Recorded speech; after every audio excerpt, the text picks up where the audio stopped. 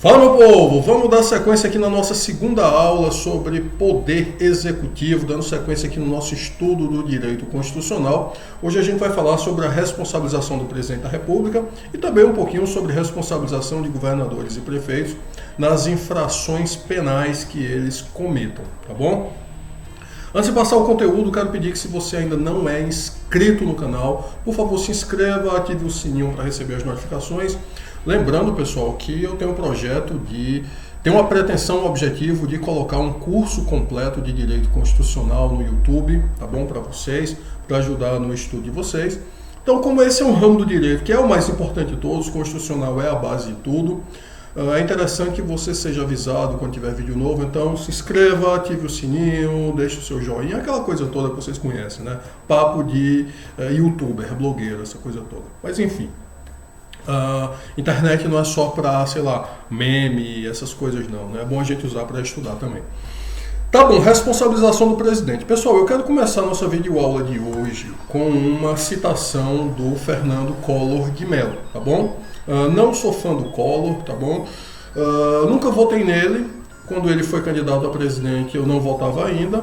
E depois ele é senador por Alagoas, então não tenho como votar nele nem que eu quisesse. Não sou fã, não tenho nenhuma admiração, nada assim. Mas nesse pronunciamento dele de 2007, ele trouxe algumas informações que são muito interessantes e que merecem ser compartilhadas, digamos assim, merecem ser conhecidas, tá bom? Disse ele: todos os chefes de governo sob a Constituição de 1946, à exceção do Marechal Dutra e do presidente Jânio Quadros, e todos os demais, depois do fim do regime militar, foram objeto desse procedimento, o impeachment, tá certo? Ele está falando do impeachment. Foram objeto desse procedimento. Alguns subscritos por parlamentares, outros por anônimos em busca de notoriedade. Tanto o presidente Vargas quanto alguns de seus ministros foram alvo de numerosas tentativas, mas tiveram os pedidos que lhes diziam respeito invariavelmente rejeitados. O mesmo ocorreu com o presidente Juscelino Kubitschek. Depois do regime militar, o presidente José Sarney foi a primeira vítima desse expediente. Meu substituto, o presidente Itamar Franco, né, que era vice do Collor, e aí quando o Collor sofreu o impeachment, ele assumiu como presidente. Meu substituto, que por esse processo tornou-se meu sucessor, teve duas tentativas rejeitadas pelo presidente da Câmara. Contra o presidente Fernando Henrique Cardoso foram apresentados nada menos que 26 pedidos de impeachment, sendo 5 subscritos por deputados. Contra o presidente Lula, em seu primeiro mandato, intentaram-se 28 representações, sendo apenas uma de parlamentar, as demais de cidadãos, além de uma outra representação do mandato atual. Então, assim, o que ele está nos trazendo aí é que praticamente todos os presidentes que nós tivemos foram alvo de pedidos de impeachment, protocolados na Câmara dos Deputados. Se a gente quiser atualizar um pouco mais essa informação, Dilma sofreu diversos pedidos de impeachment, Temer também teve pedidos de impeachment protocolado contra ele, tá certo? Bolsonaro também já tem vários protocolados contra ele. Então, todos os chefes de governo que nós temos, todos os chefes do executivo que nós temos e que nós tivemos, ou praticamente todos, sofreram pedidos de impeachment, tá bom? Tá, e por que isso não vai para frente, ou por que isso vai para frente, como é que isso funciona, como é isso, tá bom? Certo, para a gente entender, pessoal, como é que isso funciona, o que é o impeachment, essa coisa toda, a gente tem que entender que infrações penais o presidente da República pode cometer, tá certo? E aí a gente vai para o segundo slide. Quero até pedir desculpas a vocês, porque esse primeiro slide tem esse texto um pouco longo, não é? E a fonte ficou pequenininha e tudo, mas para compensar, no próximo slide eu vou colocar menos informação, tá certo? Na verdade, mais informação, só que de forma esquematizada. Tá bom. É assim que funciona. Qualquer cidadão pode denunciar o presidente da República na Câmara dos Deputados. Na Câmara, pessoal, essa denúncia vai ser recebida pelo presidente da Câmara, ela é protocolada, tudo certinho, e ela é encaminhada para o presidente da Câmara, tá bom? O presidente da Câmara é quem pode colocar essa denúncia em pauta ou não. Onde é que isso está na Constituição Federal? Na verdade, isso vai estar disciplinado principalmente em normas infraconstitucionais, a lei dos crimes de responsabilidade, a gente vai falar dela daqui a pouco, o regimento interno da Câmara dos Deputados, etc. Tá bom. O cidadão denunciou. Suponha que o presidente da Câmara mandou isso para votação, tá certo? Aceitou, acatou a denúncia e encaminhou isso para votação. A Câmara dos Deputados faz a votação e se 2/3 dos deputados entenderem que o processo deve seguir, e atenção aqui, isso é muito importante, os deputados, a Câmara dos Deputados, não absolve nem condena o presidente. O único juízo que eles fazem é de admissibilidade. Os deputados vão avaliar se, naquele momento, é interessante que o presidente sofra um processo de impeachment ou não, que ele seja processado ou não, tá certo? Então, o que é que eles vão avaliar? Eles vão avaliar a conjuntura econômica, a conjuntura política, se naquele momento é interessante que esse processo aconteça ou não. Então imagina que, sei lá, a gente está numa crise terrível ou a gente está num cenário de guerra ou de pandemia, tá certo? Que é o nosso cenário atual. E aí eles podem entender o seguinte, olha, nesse momento o impeachment só iria agravar tudo, só iria piorar tudo, então deixa isso para depois, deixa isso para um outro momento. Então é assim que funciona, tá bom? A Câmara não condena nem absolve o presidente, ela apenas faz esse juízo de admissibilidade. Ela apenas vai dizer se o presidente deve ser processado, se aquele momento é oportuno para que ele seja processado ou não. Nesse momento é possível que você já esteja até um pouco emocionado, esteja interessado no negócio. Poxa, bacana, quer dizer que eu só preciso denunciar o presidente lá na Câmara dos Deputados e vai ter um impeachment. Não, não é bem assim. A coisa não é tão simples assim. Você pode. Se você é um cidadão, se você está no gozo dos seus direitos políticos, tudo certinho, tudo tranquilo, você pode apresentar essa denúncia. Só que essa denúncia precisa atender a alguns requisitos, tá bom? É necessário que você prepare um documento, não é, formalmente, descrevendo os fatos que, no seu entendimento, constituem um crime de responsabilidade. Esse documento precisa estar assinado, tá certo, por você, que é o denunciante, com firma reconhecida e também subscrito por no mínimo 5 testemunhas, tá bom? Além disso, é necessário que você apresente documentos, provas que comprovem ainda que minimamente a acusação que você está fazendo, não é? Não é só chegar lá e dizer, eu acho o presidente feio e bobo. Não, querido, também não é assim. Vamos com calma, né? Você precisa formalizar a acusação e apresentar as provas do fato ou dos fatos que você está alegando, tá bom? Essa sua denúncia vai ser recebida pelo presidente da Câmara, ela é protocolada, tudo certinho, vai ser recebida pelo presidente da Câmara, que vai verificar se ela é válida, se ela atende aos requisitos legais. Se tudo estiver lá certinho, tranquilo, tudo correto, vai ser designada uma comissão especial com representantes de todos os partidos que vai dar sequência a esse processo. Poxa, Pablo, e se tiver alguma coisa errada, se eu esqueci de juntar os documentos, ou se eu escrevi um texto lá que não tem pé nem cabeça, não reconheci firma, fiz tudo errado. Nesse caso, ela vai ser arquivada. Mas, partindo do pressuposto que você fez tudo certinho, não é? O procedimento correto é ser instaurada essa comissão que vai fazer uma nova análise dessa denúncia. O presidente já recebe um prazo de 10 dias para apresentar uma defesa e essa comissão ela vai poder determinar diligências, ela vai poder ouvir testemunhas, ela vai poder, enfim, produzir provas, etc. Fazer uma investigaçãozinha na qual o acusado tem o direito de defesa. Ao final, essa comissão vai emitir um parecer, que pode ser favorável ou contrário ao segmento do processo. Se tudo deu certo até aqui, o passo seguinte é levar isso ao plenário, e aí 2/3 da Câmara dos Deputados, que vai dar aí 300 e alguma coisa, 300 e poucos deputados, 2/3 da Câmara deverão votar favoravelmente ao processo, tá bom? Pablo, e se o fato que eu apresentei for crime, mas não for crime de responsabilidade? Nesse caso, o presidente se safa? Não.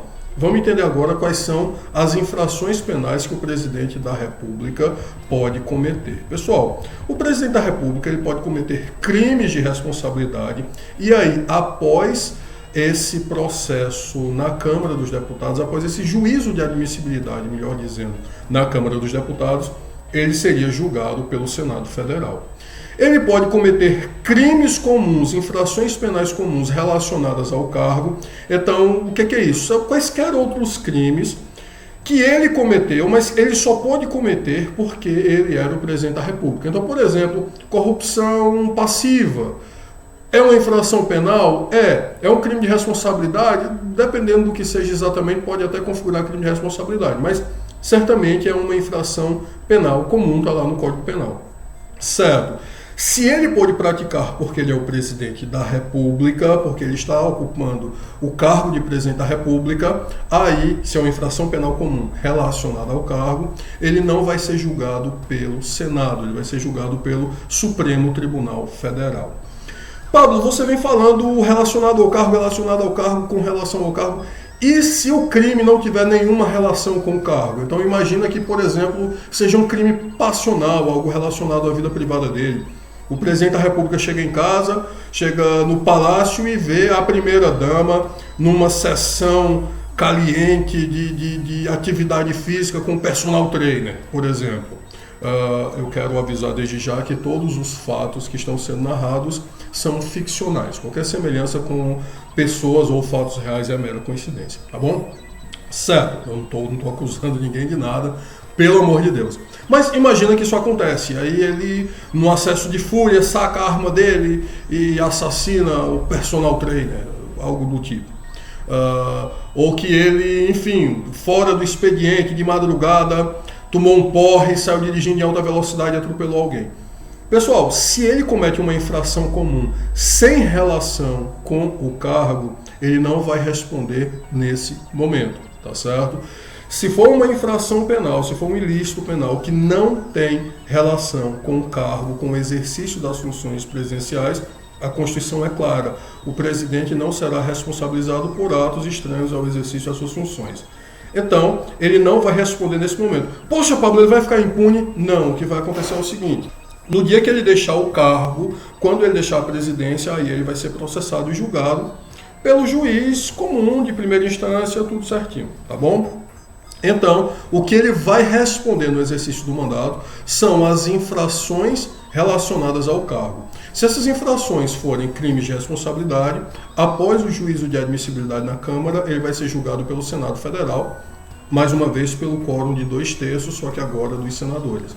Se for uma infração penal comum relacionada ao cargo, ele vai responder no STF, vai ser julgado pelos ministros do Supremo Tribunal Federal. Poxa, Pablo, bacana. E o que são os crimes de responsabilidade? Pessoal, os crimes de responsabilidade eles estão previstos na Constituição Federal, no artigo 85, e eles são disciplinados na Lei 1079 de 1950. Uma lei antiga, uma lei que, sendo bem honesto com vocês, ela não é exatamente bem feita, ela tem termos muito vagos, muito confusos, mas é o que nós temos, tá bom? O que é que o artigo 85 vai dizer? São crimes de responsabilidade os atos do presidente da República que atentem contra a Constituição Federal e especialmente contra, inciso 1, a existência da União. Inciso 2, o livre exercício do Poder Legislativo, do Poder Judiciário, do Ministério Público e dos poderes constitucionais das unidades da Federação. 3, o exercício dos direitos políticos individuais e sociais. 4, a segurança interna do país. 5, a probidade na administração. 6, a lei orçamentária. 7, o cumprimento das leis e das decisões judiciais. Parágrafo único, esses crimes serão definidos em lei especial, que estabelecerá as normas de processo e julgamento. E aí nós temos a Lei 1079 de 1950, que vai trazer aí quais são os crimes que se encaixam em cada categoria. Então a lei vai trazer lá, são crimes que atentam contra a existência da União, aí vai trazer um rol de crimes. Contra o livre exercício dos poderes, vai trazer um rol de condutas que se enquadram como crimes, tá certo? O problema é que tem certos artigos na lei, certos tipos penais na lei, digamos assim, que são meio confusos, como por exemplo Vamos lá, pessoal, vamos abrir um parêntesezinho aqui rápido na nossa aula para dar uma olhadinha muito rápida na Lei 1079 de 1950, que vai definir os crimes de responsabilidade e regular o respectivo processo de julgamento, tá bom? Primeira coisa que a gente estranha é que essa é uma lei que tem uma configuração um pouquinho diferente do padrão das leis atuais. Ela tem incisos, por exemplo, mas ela não vem organizadazinha em caput do artigo, parágrafo, incisos, alíneas, etc. Alguns artigos têm o caput e já segue para itens, não é? Em números, então um pouquinho diferente. Vamos dar uma olhada nessa danada aqui. Então, a parte primeira vai basicamente repetir aqui no artigo 4º o que a Constituição já dispõe, não é? O título 1 vai tratar dos crimes contra a existência da União. O título 2, o capítulo 2, perdão, vai tratar dos crimes contra o livre exercício dos poderes constitucionais. E aqui, pessoal, algumas condutas são bem claras, bem fáceis de ser entendidas. Artigo 6. São crimes de responsabilidade contra o livre exercício dos poderes legislativo e judiciário e dos poderes constitucionais dos Estados. 1. Tentar dissolver o Congresso Nacional, impedir a reunião ou tentar impedir por qualquer modo o funcionamento de qualquer das suas câmaras. Então, se o presidente cria qualquer embaraço para o funcionamento do Congresso Nacional ou de uma de suas casas, isso é crime de responsabilidade. Usar de violência ou ameaça contra algum representante da nação para afastá-lo da Câmara a que pertence ou para coagi-lo no modo de exercer o seu mandato. Então, são condutas razoavelmente fáceis, simples de serem entendidas, mas nem toda a lei é tão clara, tão fácil assim. O capítulo 3 dos crimes contra o exercício dos direitos políticos individuais e sociais. Capítulo 4 dos crimes contra a segurança interna do país, e aí nós chegamos no capítulo 5 dos crimes contra a probidade na administração. E aí começa, artigo 9º, são crimes de responsabilidade contra a probidade na administração. Inciso, item 1, omitir ou retardar dolosamente a publicação das leis e resoluções do Poder Legislativo ou dos atos do Poder Executivo, e aí a gente chega no item 7, proceder de modo incompatível com a dignidade, a honra e o decoro do cargo. Isso é complicado, a gente não tem exatamente um manual de etiqueta para o presidente da República, então fica meio difícil a gente saber o que exatamente seria proceder de modo incompatível com a dignidade, a honra e o decoro do cargo. Então, se determinadas declarações polêmicas, se determinadas negociações, nomeações, etc., se, enfim, seriam incompatíveis com a dignidade, a honra e o decoro do cargo ou não. Então, trata-se de um dispositivo que é um pouco complicado, é difícil saber exatamente em que consistiria tal dignidade, honra e decoro, tá certo? E aí vem o capítulo 6 dos crimes contra a lei orçamentária, e a lei segue, tá bom? É uma lei razoavelmente um pouquinho longa, tá bom? Crimes contra a guarda legal e emprego dos dinheiros públicos, enfim, eu recomendo que vocês deem uma olhada nela, tá certo? Lei 1079 de 1950, uma lei já antiga. Em alguns pontos ela foi atualizada, foi alterada por leis posteriores, como a Lei 10.028 de 2000, mas eu creio que muitos aspectos da 1079 já estão ultrapassados. Muita coisa foi inventada dos anos 50 para cá que deveria ser crime de responsabilidade, então talvez precisássemos de uma lei mais nova, mais recente, mais atual, disciplinando o crime de responsabilidade. Bom, é isso. Fica a recomendação aqui para que vocês deem uma olhadinha na lei, tá certo? Então, vamos voltar agora para a nossa aula. Certo. Dando sequência, portanto. Vamos lá. Pessoal, supondo que ele responda no Senado Federal, tenha cometido um crime de responsabilidade e sofra o impeachment no Senado Federal. A pena é perda do cargo com inabilitação por 8 anos para o exercício de função pública, sem prejuízo das demais sanções judiciais cabíveis. Isso está previsto na Constituição e a gente precisa atentar para alguns detalhes. Primeiro, é perda do cargo com inabilitação, não é perda do cargo ou inabilitação, ou e talvez inabilitação. Então aqui a gente já percebe um erro grave, um erro rude, que foi cometido no processo contra a então presidenta Dilma Rousseff, né? Ela sofreu um impeachment, mas eles mantiveram os direitos políticos dela, ela pôde até sair candidata na eleição seguinte, ou seja, ela não teve essa inabilitação por 8 anos para o exercício de função pública. Veja, isso está errado. A então presidenta Dilma Rousseff cometeu crime de responsabilidade. É meio complicado afirmar isso. Eu lembro a vocês que na época, por conta das pedaladas fiscais, aquela coisa toda, o então governador de São Paulo, Geraldo Alckmin, até deu uma entrevista, uma declaração que foi bem interessante. Ele disse o seguinte, ele disse, olha, é preciso tomar cuidado com isso, porque se pedalada fiscal for crime de responsabilidade, então todos os governadores e todos os prefeitos das grandes cidades terão cometido crime de responsabilidade também. Além disso, o que a Lei 1079 vai proibir é que o presidente contraia a operação de crédito, realize a operação de crédito com a instituição financeira, ou seja, tome um empréstimo, alguma coisa nesse sentido, não é? E a rigor, a Dilma não teria feito isso, o que ela teria feito seria retardar o pagamento.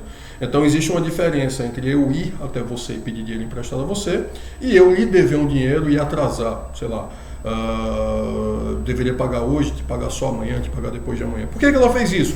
Supostamente para criar uma imagem de superávit. Então, sabe aquela pessoa que você já viu meme nas redes sociais, que ele posta foto de dinheiro, aquela coisa assim, exibindo o salário, evidentemente antes de pagar as contas, porque depois de pagar as contas não sobra mais nada? Então, mais ou menos a mesma coisa. Ela quis criar uma imagem de superávit, que os cofres públicos estavam numa boa, e para isso ela teria retardado, ela teria segurado o repasse para os bancos públicos, e isso configura a pedalada fiscal e, segundo o Senado Federal, configuraria também crime de responsabilidade. Enfim, existe todo um debate jurídico interessantíssimo, riquíssimo sobre isso, não é exatamente o nosso foco, eu só quis contextualizar.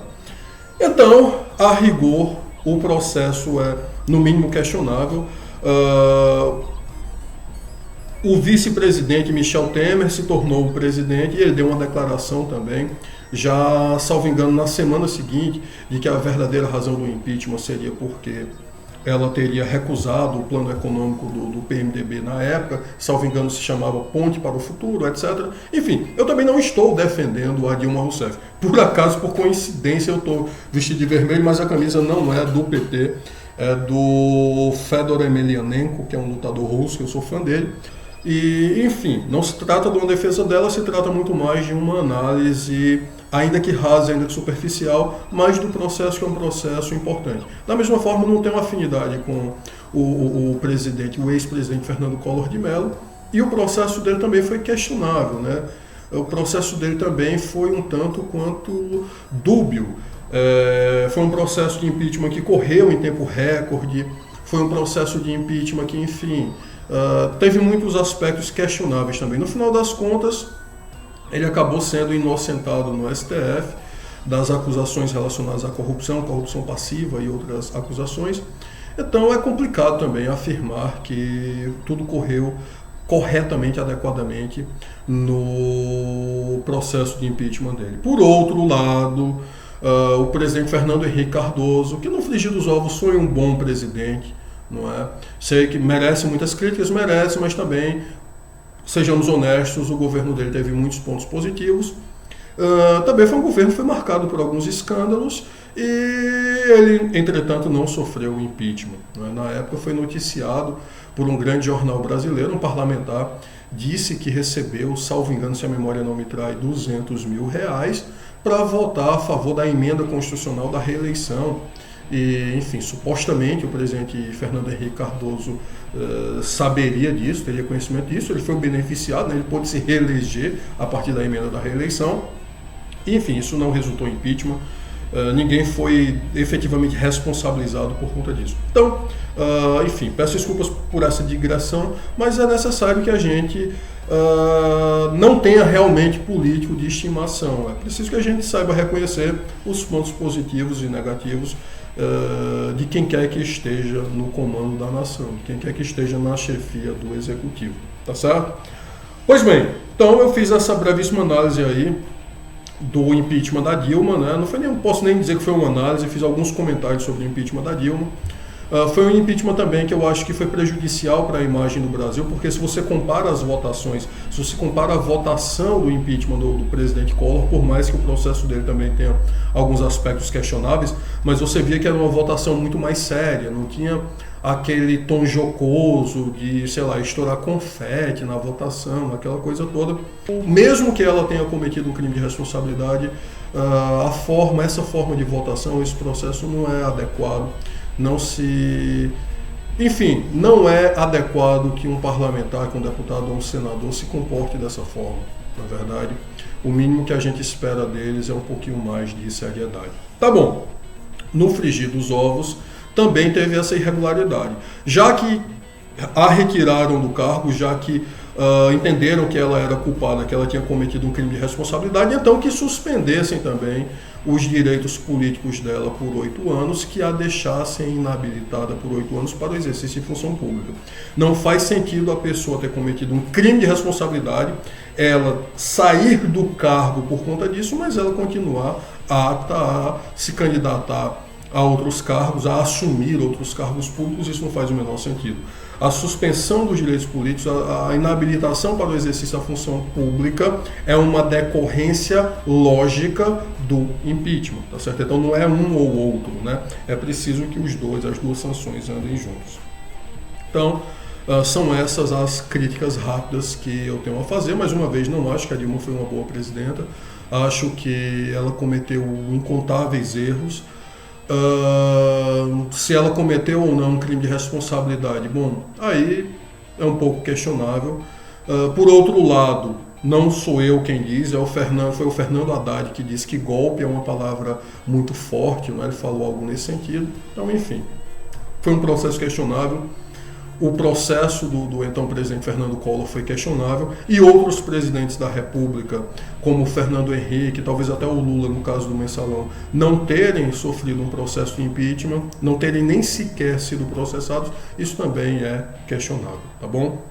Então, fechamos por aqui. Eu sei, quando eu digo essas coisas, eu desagrado todo mundo, né? Porque a turma que é, sei lá, hashtag TeamPT fica com raiva de mim, porque eu não disse que é golpe, não esculhambei que era golpe. E a turma que é hashtag anti-PT também fica com raiva, porque, enfim, eu disse que o crime de responsabilidade no caso da Dilma foi questionável, essa coisa toda. Mas nós precisamos fazer essas análises de forma coerente, pessoal.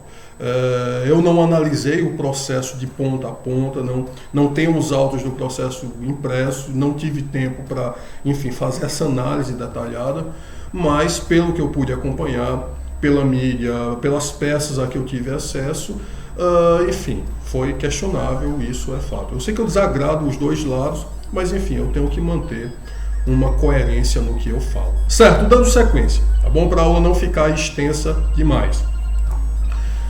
Ainda sobre a responsabilização do presidente da República. O presidente da República possui alguma imunidade? Ele tem alguma imunidade? Imunidade material, ele não tem nenhuma. Lembrando que o que é imunidade material? Imunidade material você tem quando existe uma conduta que, se outras pessoas praticarem, vai ser crime, mas se você praticar, não é crime. Então você tem uma imunidade material, tá certo? É algo que todo mundo fazendo é crime. Se você fizer, não é, você tem imunidade material. O presidente da República não tem essa prerrogativa. Tudo que você fizer que é crime, se ele fizer, é crime também. O que ele vai ter são algumas garantias e imunidades processuais, ou seja, imunidades formais. Primeiro, para ser processado é necessário que haja a autorização da Câmara dos Deputados. Segundo, ele não está sujeito a prisões cautelares, tá certo? Nos crimes comuns ele só pode ser preso após sentença condenatória. E terceiro, os atos estranhos ao exercício das funções ele só vai responder quando ele deixar a cadeira de presidente da República, tá bom? Então é assim que funciona. Pablo, e os governadores dos estados-membros, como é que funciona? Nas infrações penais comuns, eles vão responder perante o Superior Tribunal de Justiça. E crime de responsabilidade, impeachment de governador, como é que funciona? Nesse caso, pessoal, a Constituição Federal é omissa. Ela não fala nada sobre os crimes de responsabilidade dos governadores dos estados. E aí a doutrina também vai se dividir. Vicente Paulo e Marcelo Alexandrino vão dizer que a única imunidade que se estende aos governadores dos estados é a necessidade de autorização da Assembleia Legislativa para serem processados. Pedro Lenza vai falar num tribunal especial, que está previsto na Lei 1079 de 1950, que é composto por 5 membros do Legislativo, 5 desembargadores, e esse tribunal especial é presidido pelo presidente do Tribunal de Justiça, que vai votar em caso de desempate, etc, etc e tal. Então, existe essa lacuna na Constituição Federal.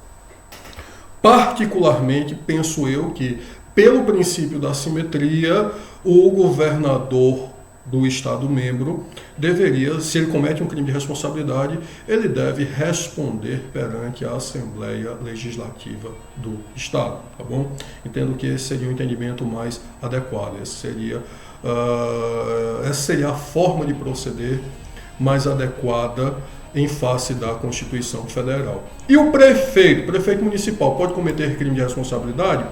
Aqui a coisa fica ainda um pouco mais complicada. Por quê? O prefeito ele vai responder perante o Tribunal de Justiça do Estado nas infrações penais comuns. Isso por força do artigo 29 da Constituição Federal. Só que no caso do prefeito, tem um decreto-lei, o Decreto-Lei 201 de 1967, que vai trazer duas categorias de crime de responsabilidade para o prefeito. Tem os crimes de responsabilidade perante os quais ele responde no judiciário, tem os crimes de responsabilidade que caso ele cometa, ele vai responder perante o judiciário, e tem os crimes de responsabilidade que são chamados lá de infrações político-administrativas, que caso ele cometa, ele vai responder, ele vai ser julgado pela Câmara de Vereadores. Esse decreto-lei, a constitucionalidade dele também é um pouco questionável, nessa coisa de crime de responsabilidade ser julgado pelo judiciário. Então, enfim, talvez o adequado nesse caso fosse uma reforma legislativa, fosse uma edição de lei, alterando esse decreto-lei, que foi pelo menos em parte aí recepcionado pela Constituição Federal, no sentido de deixar claro, infração penal comum ele responde perante o Tribunal de Justiça e crime de responsabilidade ele é julgado pela Câmara de Vereadores. O ideal, penso eu, seria esse, tá certo? E é isso, pessoal, essa foi nossa aula aí sobre responsabilização do presidente e dos demais chefes do Executivo. Eu espero sinceramente que vocês estejam gostando, tá certo? E só pra gente fechar aqui o nosso comentário político, tá bom? Conselho meu para vocês, se você gosta de um partido ou do outro, ou se você tem raiva de um partido, usa isso como combustível para você estudar, tá certo? Eu vou estudar porque eu quero entender o negócio, quero entender como é que funciona, tá bom?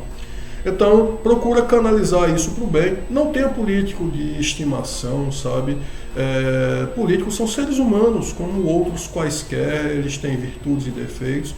E você idolatrar alguém, quem quer que seja, não é algo bom, tá certo? Para a sua vida.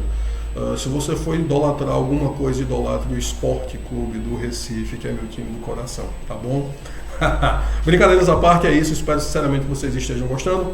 Beijo no coração e vamos que vamos, arrochando nós, estudando Direito Constitucional, melhor ramo do direito.